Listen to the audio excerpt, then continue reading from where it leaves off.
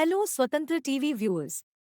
I am Mahima, welcoming you to our English Bulletin with latest news, updates and analysis.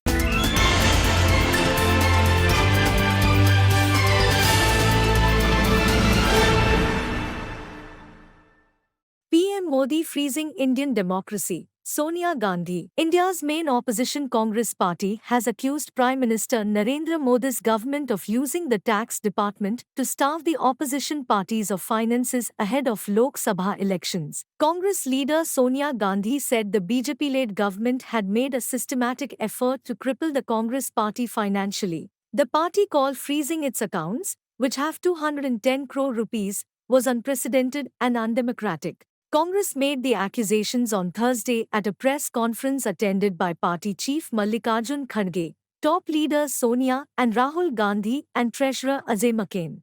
Last month, the Congress said its bank accounts had been frozen by the Income Tax Department. Sonia Gandhi described the freezing of the Indian National Congress bank accounts as freezing of Indian democracy. Gandhi said the party was unable to access the funds it had collected from the public and its workers. These actions were affecting the level playing field necessary to hold the 2024 general elections, Kharge said, adding that it amounted to destroying democracy in India. Congress party leaders also pointed out that their party was being crippled financially at a time when it had just been revealed that the BJP had benefited hugely from the now illegal electoral bond scheme. Modi's government launched electoral bonds in 2018 saying it would make political funding more transparent. But the scheme allowed people and companies to donate money to parties anonymously.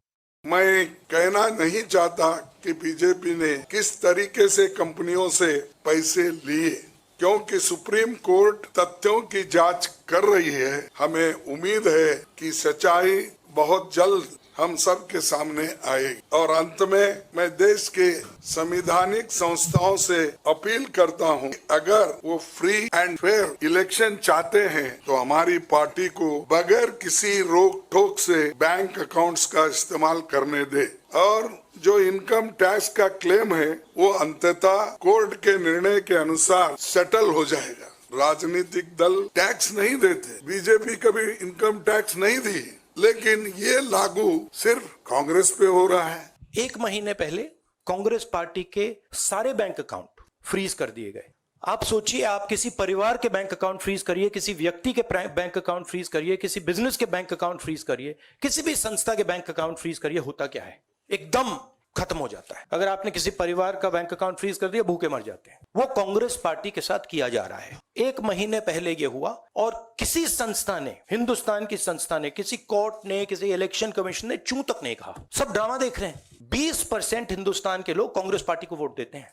हम 20% लोगों को represent करते हैं, और आज हम railway ticket नहीं खरीद सकते। आज हम अपने नेता को एक शहर से दूसरे शहर नहीं भेज सकते। हम एडवर्टाइजमेंट नहीं लगा सकते। और क्यों? 14 लाख रुपए 7 साल पहले 14 लाख रुपए का इशू है और 200 करोड़ रुपए का फाइन, और सारे के सारे बैंक अकाउंट फ्रीज कर दिए। साफ इनकम टैक्स की जो एक्ट है साफ कहता है कि ज्यादा से ज्यादा 10,000 रुपए का फाइन लगेगा। तो ये है हिंदुस्तान का लोकतंत्र। ये क्रिमिनल एक्शन है कांग्रेस पार्टी के खिलाफ और हिंदुस्तान के लोकतंत्र के खिलाफ, और ये क्रिमिनल एक्शन हिंदुस्तान के प्रधानमंत्री कर रहे हैं। सिर्फ 0.07% का हमारा टोटल अकाउंट में से कैश के अंदर लिया गया। ये कहां का न्याय? 115 करोड़ रुपए फोर्सफुली हमारे बैंक अकाउंट से इनकम टैक्स ऑफिसर्स ने बैंक मैनेजर्स के पास में जाकर के सरकार को ट्रांसफर करा दिया गया। वो अब हमारे पास में नहीं है।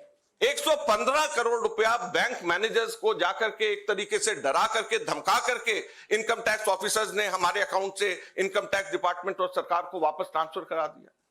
मैंने बताया जैसे पिछले 5 हफ्ते से 1 महीने से भी ज्यादा हम अपने पैसे जो हमारे वर्कर्स ने इकट्ठे करे हैं वो हम उसका इस्तेमाल नहीं कर पा रहे हैं। ये कहां की डेमोक्रेसी है? ये कहां का लोकतंत्र रह गया? तो इसलिए हम आपसे कहना चाहते हैं, ये केवल हम लोग तो अपनी लड़ाई लड़ेंगे, लेकिन ये आप लोगों की भी लड़ाई, मीडिया की भी लड़ाई है, देश की जनता की लड़ाई है। अगर आप इसके अंदर हमारे को समर्थन नहीं करेंगे तो लोकतंत्र जिंदा नहीं रहेगा, ना आप रहेंगे ना हम रहेंगे। Revant opts working from home for BRSLP merger. Chief Minister A. Revant Reddy has been working from home since Saturday and is meeting all leaders at his home. The Chief Minister has been working from his Jubilee Hills residence. Sources hinted that he is attempting to merge the BRSLP before Lok Sabha elections. For this, the Chief Minister is completely in his TPCC mode during election period. Recent developments indicate that he is meeting every BRS MLA and leaders at his residence. About 9 MLAs met the Chief Minister at his residence. BRS MLAs Danam Nagender, Prakash Gaud, Tellam Venkat Rao, Kotha Prabhakar Reddy, Sunita Lakshma Reddy, G. Mahipal Reddy, K. Manik Rao, Kale Yadaya and BJP MLA Palwai Harish met CM Revant Reddy at highly placed sources said that CM doesn't want any leaks to go out and his house is a trusted place. MP Ranjit Reddy also met Revant at his residence and literally every BRS joining happened at his residence. On Thursday, he held a meeting of Malkazgiri parliamentary constituency at his residence.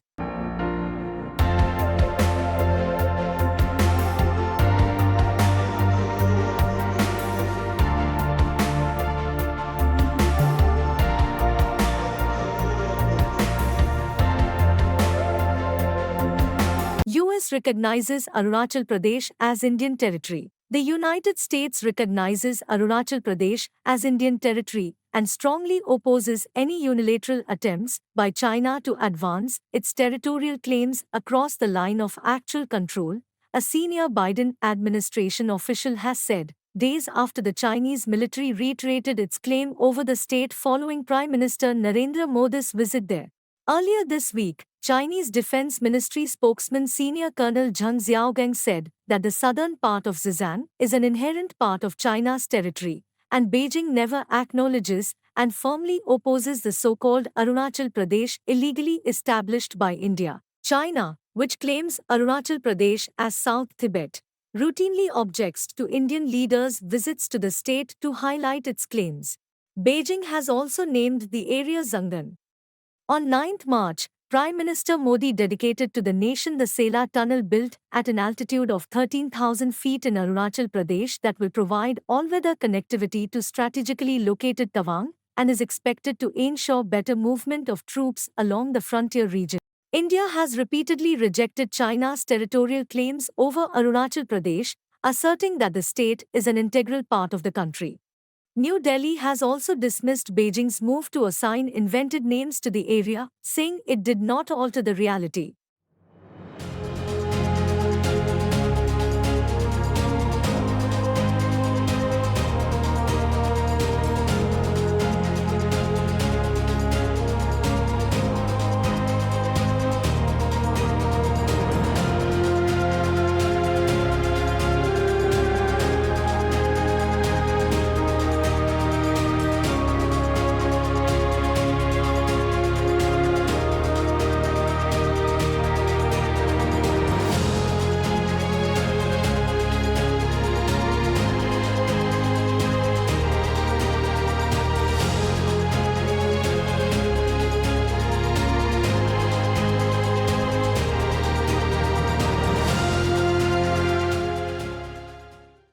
SC stays Centre's notification on setting up fact-check unit. The Supreme Court on Thursday stayed the Centre's notification on setting up a fact-checking unit under the Press Information Bureau to identify fake news about the Union government. The fact-check unit was notified on 20th March under Information Technology Rules, 2021, by the Ministry of Electronics and IT. A bench headed by Chief Justice D.Y. Chandrachud set aside 11th March order of the Bombay High Court, which had refused to grant interim stay on setting up the fact-checking unit under the amended IT rules to identify fake and false content on social media about the Union government. Rule 3(1)(b)(v) of the IT Intermediary Guidelines and Digital. The notification came days after the Bombay High Court declined to restrain the centre from notifying the unit. The petition was filed by stand-up comedian Kunal Kamra and the Editors Guild of India. In April last year, the Ministry of Electronics and Information Technology, MeitY, promulgated the 2023 rules, which further amended the Information Technology Rules, 2021.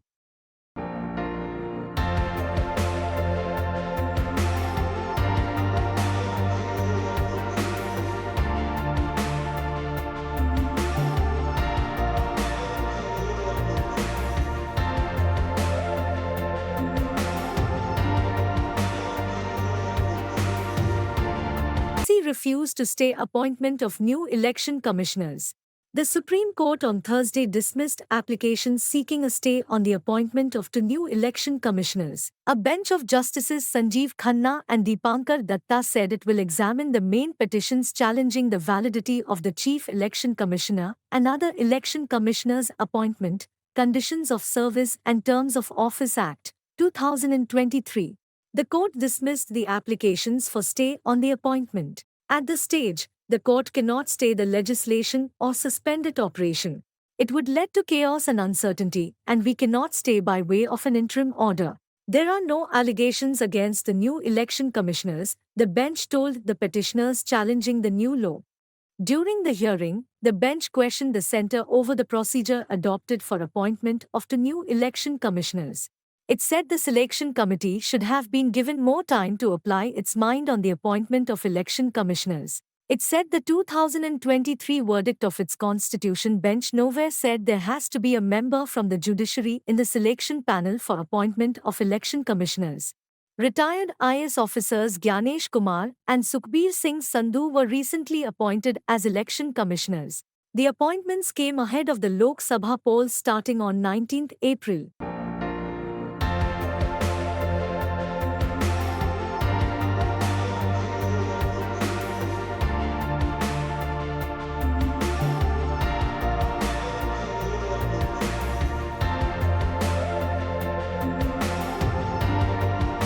SBI at last provides all details of electoral bonds to SC. The State Bank of India told the Supreme Court on Thursday it has provided all details of the electoral bonds in its possession to the Election Commission. In a compliance affidavit filed in the Apex Court, the State Bank of India chairman said the complete bank account numbers and KYC details of the political parties have not been made public as it may compromise the security of the account. Similarly, KYC details of purchasers are also not being made public for security reasons, apart from the fact that such information is not fed or collated in the system. However, they are not necessary for identifying the political parties, the affidavit filed by Bank Chairperson Dinesh Kumar Khara said. The affidavit said the SBI has revealed information which will show the name of the purchaser of the bond, its denomination and specific number, the name of the party that encashed it, the last four digits of the bank account number of political parties that redeemed the bond, and the denomination and unique number of the bond encashed.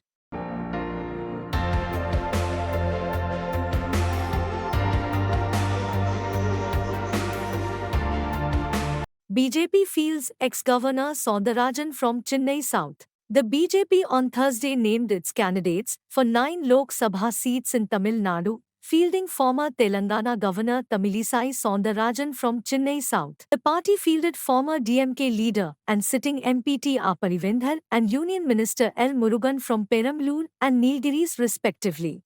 Former Union Minister Pon Radhakrishnan will contest from Kanyakumari. Vinod P. Selvam will contest from Chennai Central, A.C. Shanmugam from Vellore, C. Narsinghan from Krishnagiri, and Nanar Nagendran from Thuthukudi, the party said.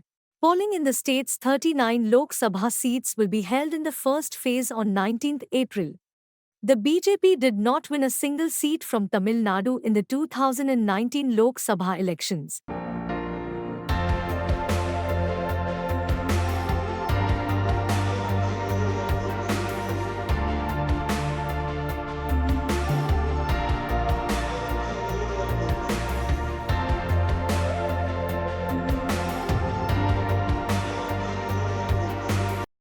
Sensex, Nifty surge amid global markets rally. Benchmark equity indices Sensex and Nifty surged nearly 1% on Thursday in tandem with a rally in global markets after the US Fed projected 3 rate cuts this year. Rising for the second day, the 30-share BSE Sensex jumped 539.50 points or 0.75% to settle at 72,641.19. During the day, it zoomed 780.77 points or 1.08% to 72,882.46. The NSE Nifty climbed 172.85 points or 0.79% to 22,011.95. From the Sensex basket, NTPC, Power Grid, IndusInd Bank, Tata Steel, Tata Motors, JSW Steel, Tech Mahindra and Larsen and Toubro were the biggest gainers. Bharti Airtel, Maruti, ICICI Bank and Asian Paints were the laggards. In Asian markets, Seoul, Tokyo, and Hong Kong settled significantly higher while Shanghai ended lower. European markets were trading in positive territory. Wall Street ended with remarkable gains on Wednesday. The S&P 500 jumped to an all-time high. The Dow Jones Industrial Average and the Nasdaq Composite also hit record high levels. Domestic market is taking cues from the global market, infusing optimism as the Federal Reserve signaled to remain on track for 3 interest rate cuts this year despite inflation staying above long-term target. Global oil benchmark Brent crude dipped 0.08% to $85.88 a barrel. Foreign institutional investors offloaded equities worth 2,599.19 crore rupees on Wednesday, according to exchange data.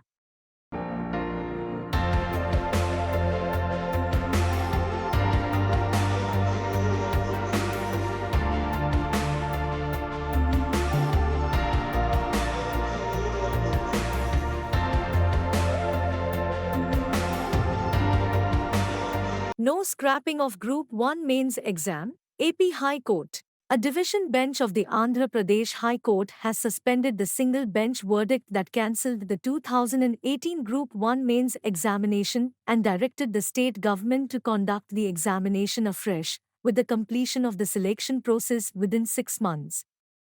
According to the division bench's order, the officials recruited through the previous examination can continue their duties as usual till further directions. The state government had challenged the single bench verdict before the division bench. The next hearing is scheduled to the next week. The state government appealed to the division bench challenging the verdict of the single-judge bench. It may be recalled that a single-judge bench of the AP High Court on 13 March this year scrapped the examination process and selection of candidates for Group 1 examinations conducted by the APSC in 2018.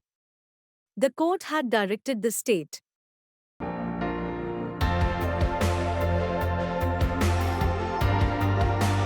Vijayawada Railway Division launches app to help passengers.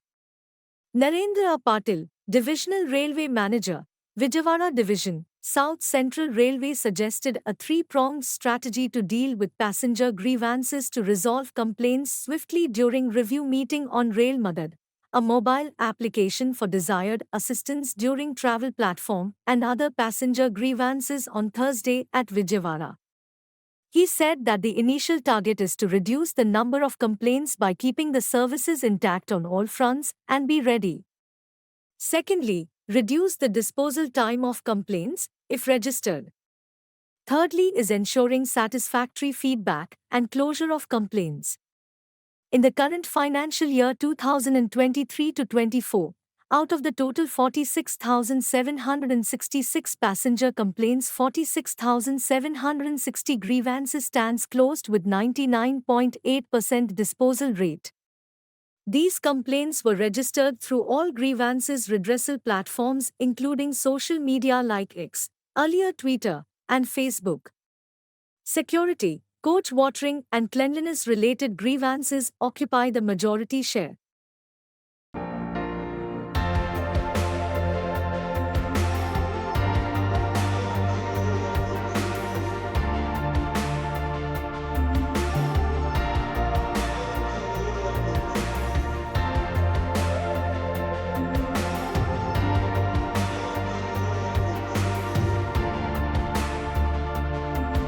Cong moves EC against Modi ki guarantee advertisements, alleging misuse of state resources for the poll campaign of Prime Minister Narendra Modi. The Congress on Thursday complained to the Election Commission against Modi Parivar and Modi ki guarantee advertisements and sought their immediate removal and action against those behind it. A delegation of Congress leaders comprising Mukul Vasnik, Salman Khurshid and Supriya Shrinate met the Election Commission and handed over a set of complaints about alleged violations of the Model Code of Conduct for the Lok Sabha polls and demanded immediate action.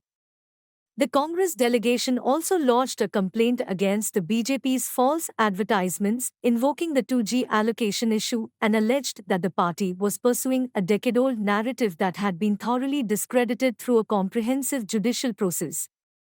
The party prayed for removal of the advertisement and action against its authors and publishers. Alleging misuse of state resources for the poll campaign of Prime Minister Narendra Modi, the Congress on Thursday complained to the Election Commission against Modi Parivar and Modi Ki Guarantee advertisements and sought their immediate removal and action against those behind it.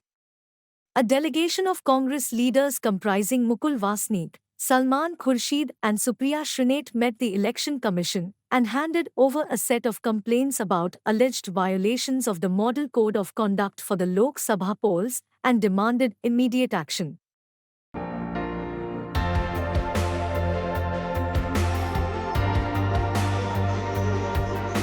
Here are today's news. Thank you for watching Swatantra TV English Bulletin. For a complete and comprehensive English news bulletin, please do watch Swatantra TV every day. This is Mahima, signing off. Keep watching Swatantra TV.